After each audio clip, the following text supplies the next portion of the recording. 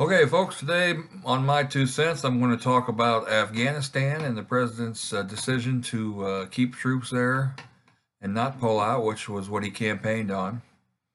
Uh, I was happy that he made that decision. That's one of the areas that I was not in favor of during his campaign when he publicly said that his plan was to get out of Afghanistan. I don't think that would have been wise. Can allow Afghanistan to turn into Iraq after we pulled out in 2011. We can't allow Afghanistan to go back to the pre-September 11th, 2001 days.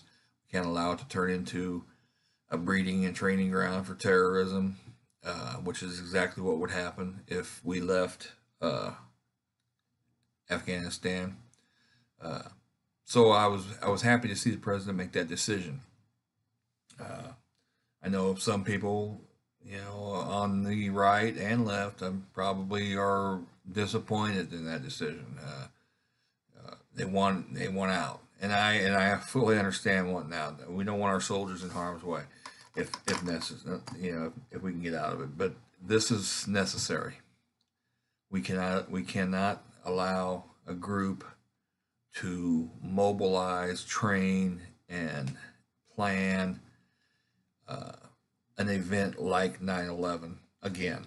That we cannot allow that. Now we're going to have terrorism. We're going to have pockets of ISIS that use their cars to run down people or try to uh, bomb nightclubs with small bombs.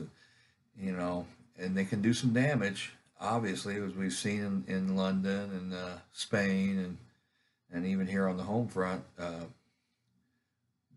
But they can't do the kind of large scale damage that was done September 11th without a tremendous amount of money and training. So I think that the right move is to keep troops in Afghanistan and add. The generals say they need more troops, and Trump listens to those people that know what they need on the ground, which I admire him for because in the past we've had presidents, both Republican and Democrat, that think they know more than the war fighters, which they do not. So we're going to end up staying in Afghanistan. Now we're probably going to be there for a very long time. We probably need to accept that fact. If you think about it, we have been uh, in this situation many times. After World War II, we did not leave Germany. We have maintained and still maintain a presence in Europe.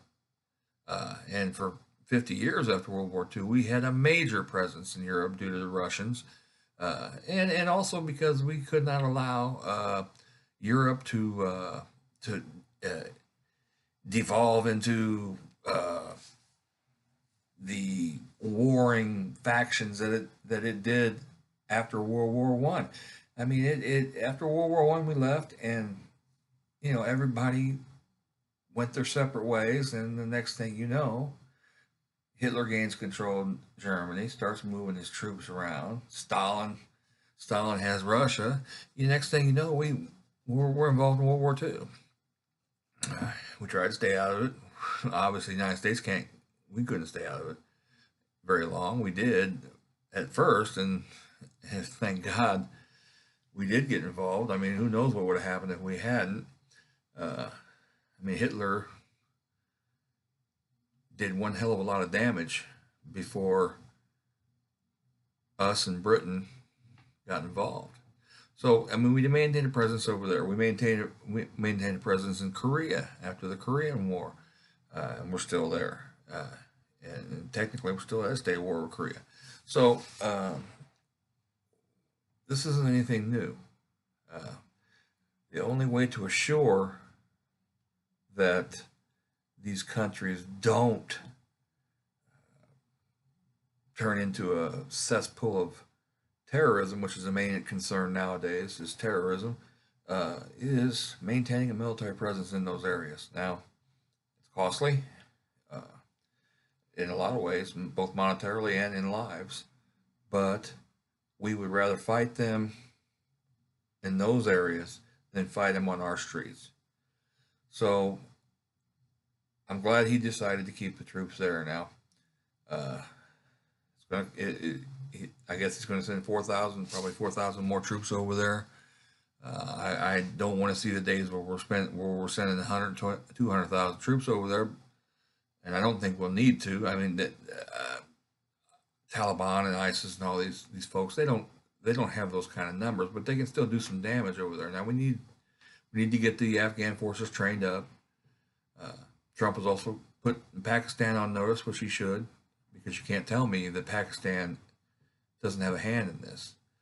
They had Osama bin Laden for all those, who knows how long he was holed up in Pakistan before we found him. Osama bin Laden was in Pakistan. They knew it. You can't tell me they didn't know it. They didn't tell us. And all those years we were looking for him, when we finally found him, he's in Pakistan. There's a reason we didn't tell Pakistan we were coming in to get him, because we didn't trust Pakistan to not tip him off. So Trump put them on notice, as he should have. If this world's going to get better, we need to identify the bad actors. And I think Pakistan's one of them. And call them out. Let them know that this is not going to stand.